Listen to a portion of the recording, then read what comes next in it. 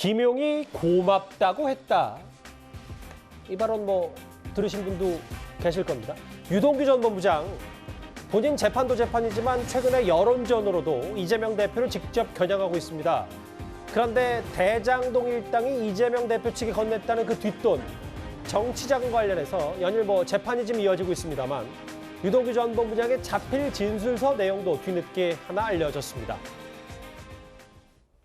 내 죄를 갖다가 자백한다는 건 쉬운 일은 아닙니다. 그리고 저는 제 자백으로 인해 가지고 제가 많이 늘어났죠. 제가 한 부분에 대해서는 제가 책임을 지겠습니다. 김만배도 책임이 없고, 그 다음에 정진상, 김용도 책임 없고, 이재명도 책임 없다 그러면 이 사업이 그냥 저 혼자 이루어진 건지 정말 이해할 수가 없습니다. 유동규 씨가 진술을 번복하고 서의사실을 얘기하게 된 경위가 검찰의 과도한 면담 시간하고 관계 있는 것 아니냐. 그다음에 진술을 번복한 경우에 대해 저희가 오전에 충분히 얘기를 했고요. 그 부분에 대해서는 아마 유동규의 진술 번복이 신빙성이 없다는 것이 충분히 느껴졌을 거라고 생각이 됩니다. TV조선 보도에 따르면 그러니까 작년 10월 다시 한번 대장동 의혹이 확 불거졌을 때 유동규 전 본부장의 자필 진술서에 이재명 대표의 대선 자금 10억 정도를 준비해달라고 했습니다. 제가 남욱 변호사에게 자금, 돈을 마련해 줄 수 있는지를 물었고 서너 번을 걸쳐 7억 원, 8억 원을 주었던 것으로 기억합니다. 재판 과정, 검사에게는 또 여러 검찰에게 진술을 많이 했겠지만 이런 자필 진술 내용이 결국 유 전 본부장의 처음의 시작, 왜 입장을 바꾸게 됐는지부터의 이 시작을 알리는 여러 가지 좀 단초가 됐다는 얘기가 있어요. 지금 이제 아주 구체적으로 오히려 이제 자필 진술을 냈고요. 문제는 이제 유동규 본부장의 정언에 대해서 말이 많은데 제가 세 가지만 말씀드리면요. 첫째는 이제 자꾸 이게 날짜를 가지고 돈을 이렇게 전달한 날짜가 언제냐, 왜 그걸 기억 못하고 특정 못하느냐, 이런 얘기 공격을 해요. 근데 그거는 말이 안 되는 게 유동규 본부장이 폭로를 하려고 처음부터 메모를 하는 성격도 아니고 평생 동지로 가려면 메모를 안 해두면 한 2년 가까이 된 날짜를 이렇게 기억하는 게 이상한 거죠. 아니 이재명 대표는 10박 11일 여행 가고 골프도 치는데도 김문규 씨를 모른다는데 유동규 씨 보고 날짜까지 특정해라. 이런 거는 저는 과하다. 오히려 그게 자연스럽다. 이렇게 첫째 보고요. 예. 그다음에 두 번째 공격하는 게 유동규 씨가 왜 자꾸 말이 바뀌었느냐. 이래 공개하는데 이것도 저는 자연스럽다 봐요. 왜냐하면 이게 처음부터 폭로하면 그게 오히려 이상한 거죠. 처음에는 대선 때 이재명 대표가 이길 수도 자기는 이긴다고 믿었고 그다음에 평생 의리를 지켜야 된다고 했기 때문에 진실을 안 밝히다가 본인이 나중에 김문규 씨 모른다부터 배신감을 느끼고 폭로를 하는 이게 변경된 게 오히려 더 자연스럽다. 이렇게 저는 두 번째 말씀드리고 예. 마지막으로 이제 저는 법률 격언 중에 이런 말이 있어요. 자백은 부인보다 증명력이 높다.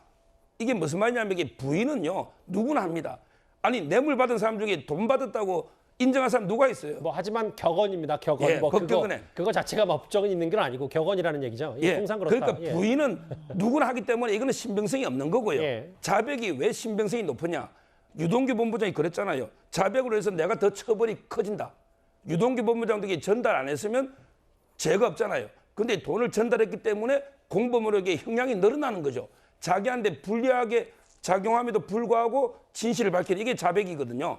따라 저는 상당히 신빙성이 높고 마지막으로 돈을요. 원래는 이분들이 김만배 일당이 10년 뒤에 주기로 했던 거예요. 왜 그러냐면 본인들도 입찰 과정이 뭔가 이게 불법인 거 알기 때문에 그 공소시효가 10년이거든요. 그래서 저수지에 나눴다가 10년 뒤에 주기로 했는데 갑자기 돈이 급하다고 자꾸 10개, 20개 달라니까 부랴부랴 돈 만드는 과정 저런 게 적나라하게 나오기 때문에 일단 그건 또 검찰의 시각입니다. 재판 예. 과정에서 다툴 거고요. 말씀하십시오. 예. 그래서 저는 유동규 씨 진술을 다 종합해보면 예. 아주 이게 자연스럽다. 이렇게 보이는 거예요. 김용 전 부원장은 받을 때마다 고맙다, 감사하다 하고 했다. 그리고 어제 오늘 재판 과정에서 그러니까 최근 한 3번까지 재판이 있었는데 거기서 골판지 얘기도 시연을 검찰이 했고 더러운 차 얘기를 김용 전 부원장이 그랬다라는 여러 진술들을 얘기했는데 그럼에도 전혀 정치 자금을 받은 적이 없다. 돈을 당연히 받은 적도 없으니까 그런저런 유 전 본부장의 진술과 알리바이도 전혀 맞지 않다는 게 김용 전 부원장 측의 얘기인데 그럼 실제로 아무 증거, 그러니까 상대 법률적인 재판 과정에서 언제 어떻게 돈지를 그 바로잡기 위해서 김용주 연구원측이 얘기를 하고 있지만 법률적으로. 근데 하나도 전혀 이 재판 과정에 있는 부분들도 인정하지 않는 거잖아요. 김용주 연구원장은. 그렇습니다. 김용 부원장은 자신은 돈을 받은 게 없고 아마 유동규가 받았다라고 한다면 배달 사고를 통해서 유동규가 이 돈을 썼을 것이다라고 주장을 하고 있어요. 근데 이제 김용 부원장이 아니라 유동규 전 본부장 같은 경우는 9년 전에 골프 쳤던 내용까지도 상세하게 하나하나 다 기억하고 있잖아요. 반면에 불과 1, 2년 전에 줬다라고 하는 정민용 변호사한테 돈을 받아서 그리고 이걸 김용 부원장에게 전달해 줬다라고 하는데 정민용 변호사에게 돈 받은 날짜도 또 김용 부원장에게 돈 준 날짜도 기억을 못 하고 있어요. 그렇기 때문에 이건 뇌물죄 유죄 확정에 있어서 굉장히 어려운 부분이 있고 유동규 본부장이 이걸 기억을 못 하는 것은 굉장히 유동규 본부장에게는 불리하게 적용될 수 있어요.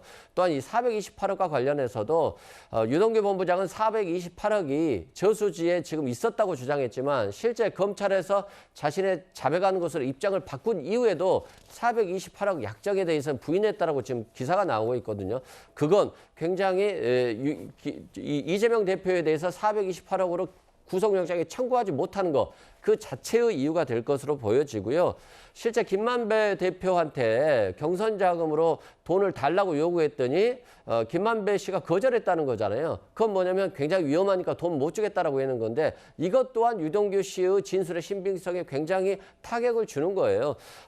김만배 씨가 무서워서 돈 못 주겠다고 했는데 이걸 돈 받아서 김용 씨에게 전달했다고 하는 거니까 이 부분도 유동규 씨가 잘 신빙성을 잘 밝혀야 될 부분이고 또한 이 428억이 유동규 씨 거라고 했다가 또 김용, 정진상, 유동규 씨 거라고 했다가 이재명 대표 거라고 했기 때문에 만약에 이재명 대표 거라고 한다면 자신이 이 돈을 안 써야죠. 그런데 알겠습니다. 지금 예. 이 돈을 유원홀딩스 통해서 32억을 받았고 8억 4,700만 원을 받아서 2억 4,700만 원은 자신이 배달 사고를 냈다라고 하는 것이니까 유동규 본부장의 진술의 신빙성이 상당히 탄핵되고 있다 이렇게 보시면 될 것 같습니다. 뭐 재판부가 추가로 물어본 거지 뭐 다 탄핵되고 있다는 건 또 김용 전 부원장 측의 시각일 수는 있어서 아까 이승훈 변호사가 잠시 얘기했던 그 부분이요. 내가 2020년 봄에 김만배 씨에게 이재명 대표 대선 경선 자금 20억 원을 요구했지만 거절당했다. 아니 그러면 428억 줬다고 했으면서 왜 20억 안 준 이유는 뭐냐라고 말했더니 대선 전에 돈이 잘못 나갔다가 걸리면 전체가 위험해질 수 있다고 본다면서 거부했다. 근데 이 말 자체는 아까 이승훈 변호사는 신빙성이 떨어진다고 하지만 뭐 근데 유동규 전 본부장의 얘기는 상식적인 수준 아닐까 이런 생각도 좀 동시에 드는데요. 물론 저희가 뭐 김만배 씨의 의도를 알 수는 없죠. 그러나 김만배 씨가 저런 말을 했다고 하는 것은 유동규 전 본부장의 전언에 의해서 우리가 이제 알고 있는 내용인데 예. 저게 중간중간에 맥락이 있어요. 왜 그러냐면 사실은 그 아까 10년 뒤에 뭐 주기로 했다 공소시효 때문에 그런 얘기를 했었는데 그 중간에 이제 갑작스럽게 현금을 만들어 달라고 하니까 만들기가 어려웠던 거잖아요. 그런 문제 때문에 유동규 씨가 이제 김만배 씨한테 얘기를 했고 근데 김만배 씨가 거절을 하니까 그 1년쯤 뒤에 이제 김용 부원장한테 가서 유동규 씨가 내가 만들어줄게라고 얘기를 했다는 게 사실은 과거 공소장에 이런 데 보면 다 나와 있어요. 예. 그래서 제가 보건대는 뭐 궁극적으로는 뭐 판사가 판단을 하겠지만 그 유동규 씨의 진술이 대단히 일관되다. 그러니까 구체적으로 몇 월 며칠 뭐 몇 시에 어디에 주었다가 아니지만 그러나 뭐 어느 장소에서 어떤 상황에서 주었다 얼마를 이런 거 정도는 지금 다 진술이 이루어지고 있거든요. 그런 정도라면 뭐 사실은 그 나중에 그 판사가 유죄로 인정하는 데는 저는 제가 보기엔 큰 문제가 없지 않을까 이렇게 생각합니다. 예. 제가 이제 그 두 가지만 더 말씀드리면요. 저게 그 배달 사고를 전적으로 100% 낼 수 있는 상황이 아니에요.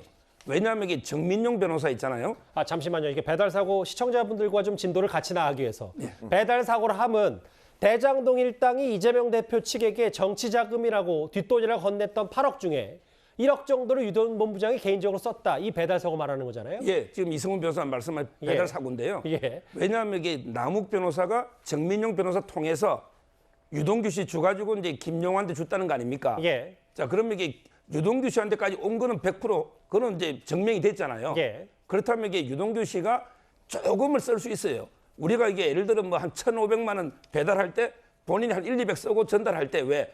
그럼 보통 이게 다 그런 건 아닙니다. 다시 예. 한번 말씀하십시오. 예. 왜 그러냐면 이게 정민용 변호사가 예. 김용 부원장하고 여러 차례 공중전화로 통화도 하고 뭐 3번 했다고 하더라고요. 예. 그리고 이게 드론 이래가지고 이게 드래곤의 약자 김용할 때 용의 약자 드론으로 이렇게 만나고 했지 않습니까? 예. 이렇게 만나는 상황에서 100% 배달 사고를 내가 10원도 안 준다. 이러면 이게 됩니까? 보통 우리가 돈 받았을 때는 액수는 말 안 해요. 근데 이게 도와줘서 고맙다. 이런 말을 하지 않습니까? 뭐 다시 한번 말씀드리지만 일반화할 수는 없습니다. 예. 저는 이게 배달 사고 상황이 아니라는 거 말씀드리고 예. 마지막으로요. 지금 이게 남욱 변호사나 김만배 씨가 보통 사람입니까? 자, 유동규 본부장이 무슨 권한이 있어요? 옛날에 산하기관의 본부장은 하급직원이라고 기억도 못한다 했잖아요. 알겠습니다. 근데 예. 유동규 본부장이 모두 아무 권한도 없는데 거기에 428억을 다 준다? 이게 상식이 맞는가? 권한이 있는 곳에 로비가 있는 거다. 이래 봅니다.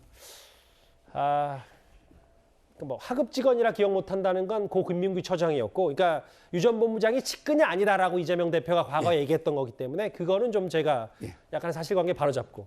근데 어쨌든 반면에 이 돈 준 거에 대해서 재판부도 좀 날짜를 특정해라. 유 전 본부장 측 혹은 검찰은 이렇게 얘기하고 있기 때문에 저희가 이게 이재명 대표에게 꽤 중요할 만한 사법 리스크, 김용 전 부원장의 정치자금법 위반 재판, 어제 있었던 얘기를 하나하나 종합해봤습니다.